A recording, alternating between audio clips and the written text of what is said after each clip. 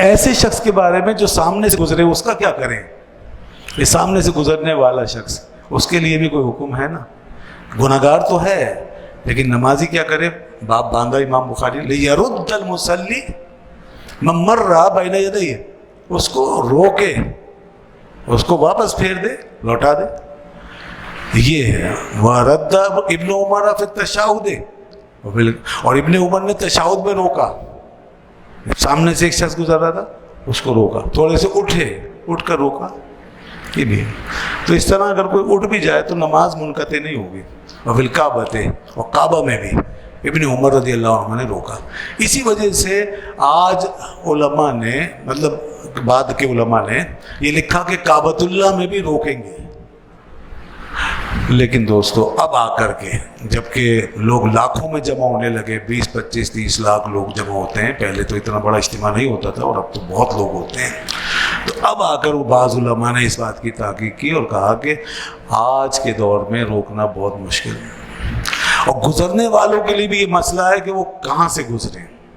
ہر جگہ نماز ہو رہی ہوتی ہے، لاکھوں آدمی ہوتے ہیں، پیچھے ریلے کے ریلے چل رہے ہوتے ہیں، تو یہ گزر تو ہے. تو اس لیے اب علماء ہمارے اس میں کچھ گنجائش دیتے ہیں کعبۃ اللہ میں کہ ایسی صورت میں آدمی کو اگر نکلنا پڑے تو نکل جائے، پھر کیا کریں. کیونکہ اگر آپ وہاں سے نہیں گزریں گے تو آپ کے لیے بڑے مسئلے پیدا ہو جائیں گے. مثال کے طور پر سب سے بڑا خطرہ تو یہ پیچھے آ رہی ہے فوج، پوری ریلا آ رہا ہے، تو وہ دھکا پڑے گا، کہاں جائیں گے؟ واپس ہو نہیں سکتے. تو اب نمازی نماز پڑھ رہا، اس کے سامنے سے گزرنا پڑ گئی. جی ہاں، تو پہلے ممکن تھا روکنا، روک لیا کرتے ہیں. اچھا، یہاں ابن عمر رضی اللہ عنہ کے حوالے سے آیا کہ انہوں نے کعبۃ اللہ پہ روکا، لیکن آپ صلی اللہ علیہ وسلم کے حوالے سے ایسی حدیث آئی ہے کہ حضور نماز ادا فرما رہے تھے، وہ لوگ سامنے سے گزر رہے تھے. تو اب جن علماء نے اجازت دی ہے آج کے دور میں، تو انہوں نے ان حدیثوں کو سامنے رکھا. تو آج مجبوری بالکل ظاہر و باہر ہے. لیکن میں یہ عرض کروں گا کہ ساری چیزوں کو سامنے رکھیں، کیونکہ سامنے سے گزرنے کی وعیدیں بہت ہیں. تو اس کو بالکل کھلی چھوٹ نہیں دے سکتے، نہیں دینی چاہیے کہ ہر ایک کو جب چاہے گزر جائے. ہاں دیکھنا چاہیے کہ اگر بچ سکتے سامنے سے گزرنے سے بچ سکتے، کیونکہ ایسا بھی ممکن ہوتا ہے بہت دفعہ کہ آپ پیچھے سے گزر جائیں، تھوڑا سا ادھر ادھر سے نکل جائیں، تو یہ بھی ممکن ہے. تو یہ کریں، بچ سکتے ہیں تو بچیں، نہیں بچ سکتے تو پھر گزر جائیں اور اللہ تعالیٰ سے ڈرتے ہوئے کہ اللہ معاف فرمانا، اور یہ عذر ہے، یہ مجبوری ہے. ٹھیک ہے جی، کیونکہ آگے حدیث بہت سخت ہے اس بارے میں عرض کرتا ہوں. فرمایا کہ وقالا ان ابا، اگر گزرنے والا انکار کرے اور گزرنا ہی چاہے، الا ان یقاتلہ، اور وہ اس کے لیے اگر لڑنا چاہتا ہے، تو فرمایا کہ قاتل ہو تو اس سے لڑ. یہاں تک فرمایا اگر وہ لڑنا چاہتا ہے تو پھر تو اس سے لڑ، لیکن اس کو روک. یہ بڑی سخت بات فرمائی گئی ہے. لڑنے کا ذکر ہے کہ لڑنا چاہتا تو لڑو پھر اس سے، لیکن یہ جو سخت بات کی گئی ہے یہ مبالغے کے لیے کی گئی ہے، یہ عمل درآمد کروانے کے لیے نہیں ہے. بعض چیزیں مبالغے کے طور پہ کی جائے. جیسے نہیں کہہ دیتے میں تجھے جان سے مار دوں گا، جان سے تھوڑی ماریں گے. آدمی اپنے بچے کو کہہ دیتا ہے میں جان سے مار دوں گا، ٹانگیں توڑ دوں گا، آنکھیں نکال دوں گا. کہتے نہیں کہتے؟ تو کیا کبھی نکالی کسی نے آ کے؟ کبھی جان سے؟ یہ شدت کے لیے، مبالغے کے طور اس طرح کے الفاظ بولے جاتے. اب یہ لڑنے کی بات کہ لڑ، تو مطلب یہ ہے کہ مطلب بہت برا کام ہے جو گزر رہا ہے سامنے سے، تو جتنا جہاں تک روک سکتے روک. اچھا، یا پھر اس میں یہ بھی ہو سکتا ہے جیسا کہ لکھا ہے علماء نے، دل میں لڑو، دل میں اس سے ایسی نفرت کرو جیسے لڑائی ہو گئی، پسند نہ کرو اس بات کو. اور کئی حدیث میں فرمایا یہ شیطان ہے، جو گزر رہا ہے نا آگے سے، یہ شیطان ہے. تو دل میں جتنی نفرت کر سکتے ہیں کریں اس سے. تو جناب یہ ہے اس میں مسئلہ. تو اب کہاں تک، کتنا روکیں، پھر کہاں تک روکیں، اس کے لیے پھر ہمارے یہاں یہ ہے، علماء نے یہ لکھا کہ، اور بھی علماء اس سے متفق ہیں، جیسے امام مالک کے یہاں بھی کوئی زیادہ سختی سے نہیں کہا گیا. تو اس میں یہ کہا گیا کہ بھائی سبحان اللہ کہیں، اگر کوئی سامنے سے گزر رہا ہے تو اس کو روکنے کے لیے سبحان اللہ کہیں. اور یہ حدیث سے ثابت ہے. آپ نے جب آپ کو نماز میں کوئی معاملہ درپیش ہوتا تو آپ سبحان اللہ فرماتے تھے، اور بلکہ فرمایا بھی کہ جب تمہیں بھی درپیش ہو تو کہو سبحان اللہ، تو اتنی آواز سے کہ وہ سن لے. اچھا، یا پھر اشارہ کریں, اشارے سے روکے، ہاتھ سے اشارہ کر دیں، رک جائے گا، بس یہ احادیث میں آیا ہے۔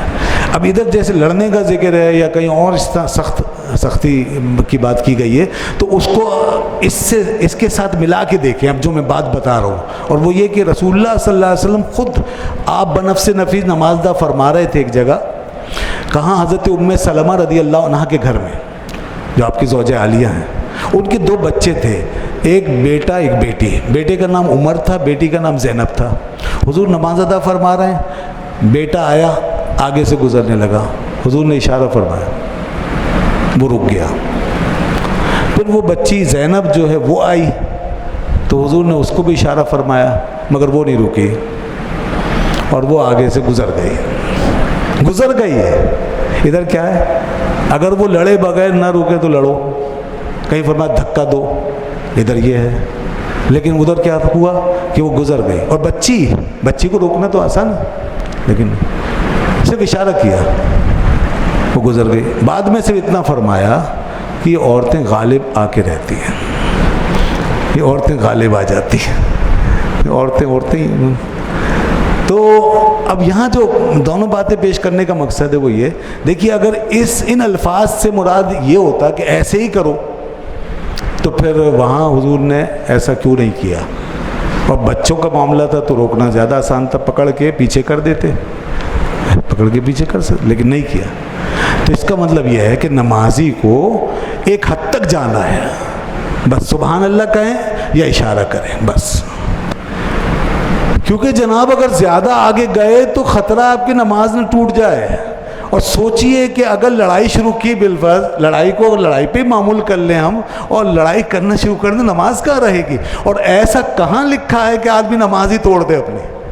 بالکل نہیں، ہرگز۔ نماز توڑنا تو گناہ ہے، ایک تو گناہ کر ہی رہا تھا سامنے سے گزرنے کا، ہم بھی گناہ کریں اس کے جواب میں، یہ کہاں کی عقل مندی؟ اس لیے ایسا کوئی مفہوم مراد نہیں لیں گے۔ دھکا دینے کا بھی ذکر ہے تو اس کو مطلب ایسے کر کے روکنا ہے، یہ نہیں کہ آپ اٹھا کر کے اسے مارا زور سے اور پتہ چلا آپ کی نماز ہی چلی گئی، اور پھر اگلا بھی پھر جواب میں جناب اس نے بھی چڑھائی کر دی تو پھر کیا بچے گا؟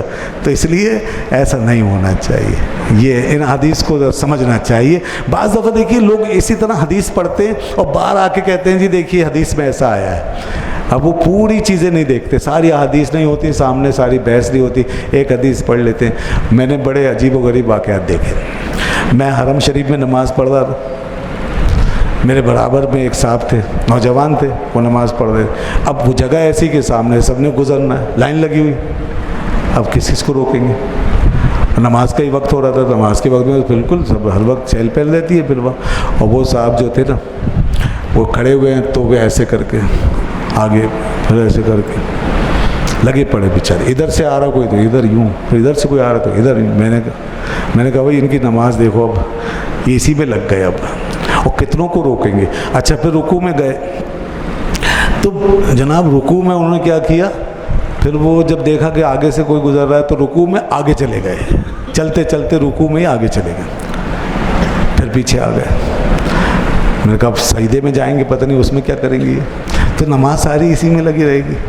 تو بھائی اب جگہ ایسی ہے وہاں کس کو روکیں گے؟ تو اب یہ کہ اپنی نماز میں مشغول رہیں گے، اور جب کہ ہم کہہ رہے ہیں کہ وہاں لوگوں کے لیے گزرنے کی اجازت دی گئی ہے، پھر ایسی صورت میں۔ ایک اور میرے ساتھ بزرگ تھے، میں حج پر ہی تھا، ایک یہ تو عمرے کا واقعہ تھا، اور حج کے موقع پہ جو ہے وہ ایک بزرگ تھے ہمارے یہیں سے گئے ہوئے تھے، بڑے اچھے نیک آدمی، فوت ہو گئے، اللہ تعالیٰ ان کو غریق رحمت فرمائے۔ تو وہ اور ہم ساتھ نماز پڑھ رہے تھے، تو وہ جو ہیں حضرت وہ ریلا پورا آیا، نماز نکل چکی تھی، ہم آئے تھے باہر سے، لیٹ ہو گئے، تو اپنی نماز پڑھ رہے ہیں، اور وہ نماز ختم ہوئی ہے تو آپ اندازہ کریں کہ پورا سمندر آ رہا ہے، اور وہ حضرت جو ہیں وہ لوگوں کو اب روکنا شروع ہو گئے، اب وہ سمندر سے ٹکرا رہے تھے، ایسے کر کے، ایسے جو انہوں نے کیا نا تو لوگوں نے اٹھا کے ان کو ایسے گھما دیا، قبلہ ادھر رہ گیا، وہ ادھر چلے گئے۔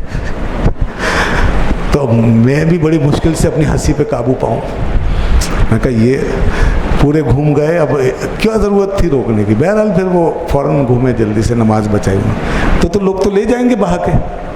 تو یہ بتانے کا مقصد یہ کہ ہمیں شریعت پہ اس طرح نہیں چلنا کہ ہماری نماز ہی چلی جائے، اور ہماری نماز مذاق بن کے رہ جائے. ان باتوں کا یہ مقصد نہیں ہے. اس لیے سبحان اللہ کہہ دیں, ایسے کر کے وہ اشارہ کر دیں, ہاتھ سے اشارہ کر وہ کافی ہے. اتنا ہی رسول خدا صلی اللہ علیہ وسلم نے کر کے بتایا.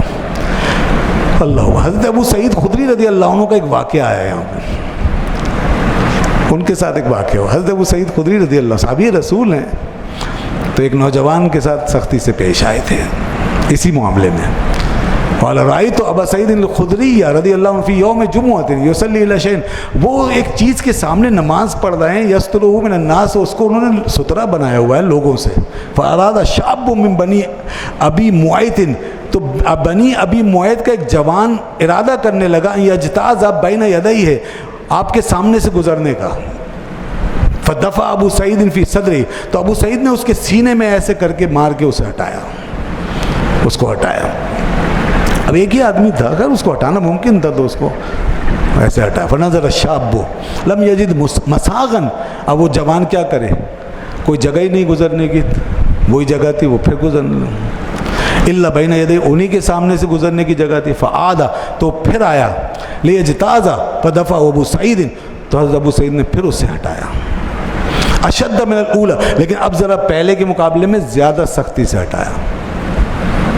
فنال من ابی سعید, تو اسے ابو سعید کی طرف سے یہ تکلیف پہنچی. ثم دخل علی مروان, پھر وہ مروان کے پاس چلا گیا شکایت کرنے, جو مدینے کا امیر تھا. فشکا الیہ, اور اس نے شکایت کی, ما لقی من ابی سعید, جو ابو سعید سے اس کو پہنچی بات, یعنی جو اسے تکلیف پہنچی. ودخل ابو سعید خلفہ, حضرت ابو سعید بھی پیچھے پیچھے اس کے چلے گئے. علی مروان, مروان کے پاس. فقال ما لک ولابن اخیک, تو مروان نے کہا کہ کیا بات ہے آپ کا اور اس کا کیا معاملہ ہے اے ابو سعید, یا ابا سعید. قال ما سمعت النبی صلی اللہ علیہ وسلم, قال سمعت النبی صلی اللہ علیہ وسلم یقول اذا صلى احدكم الى شيء يستره من الناس, میں نے نبی صلی اللہ علیہ وسلم سے یہ بات سنی ہے کہ جب تم میں سے کوئی ایک نماز پڑھ رہا ہو کسی چیز کے سامنے اور وہ اس کے لیے سترا ہو, فاراد احدنا یجتاز بین یدیہ, اور کوئی شخص اس سترے کے ادھر سے نمازی کے سامنے سے گزرنا چاہتا ہو, گزر رہا ہو, فلیدفعہ, تو وہ اس کو دور کرے, ہٹائے. فإن أبى فليقاتله, اور اگر نہ ہٹے وہ تو اس سے جھگڑے, اس سے وہ لڑائی کرے. فإنما هو الشیطان, سوائے اس کے نہیں کہ وہ شیطان ہے. تو بس حضرت ابو سعید خدری اس حد تک گئے کہ اس کو ایسے زور سے ہٹایا, دھکا دیا, بس اس حد تک, اس سے زیادہ نہیں. لڑے نہیں ہیں, میں نے پہلے عرض کر دیا, کیونکہ لڑائی کا جو ذکر ہے حدیث میں وہ مبالغے کے لیے شدت پیدا کی گئی ہے. لڑائی شروع کریں گے تو نماز ٹوٹ جائے گی, عمل ایک کثیر ہو جائے گا. یہ بس اتنا کیا انہوں نے کہ اسے ایسے کر کے ہٹایا. تو یہ کر سکتے ہیں آپ, ایسے ہاتھ کو کر کے کسی کو ہٹا سکتے ہیں. بہرحال جی, تو میں نے ساری صورتیں آپ کے سامنے رکھ دی ہیں. جہاں عام مسجدوں کا معاملہ ہے تو وہاں پر ممکن ہے لوگوں کو روکنا, لیکن جہاں کہیں ایسی جگہ ہے کہ جہاں ممکن نہیں ہے تو پھر ظاہر سی بات ہے کہ آدمی نہیں روک سکتا, تو اسے چھوڑ دے, پھر اس کے پیچھے نہ پڑے, اپنی نماز کو خراب نہ کرے. اور یہ جو گزرنے والے ہیں نا, ان کا بڑا مسئلہ, ان کے بارے میں بڑی وعید ہے.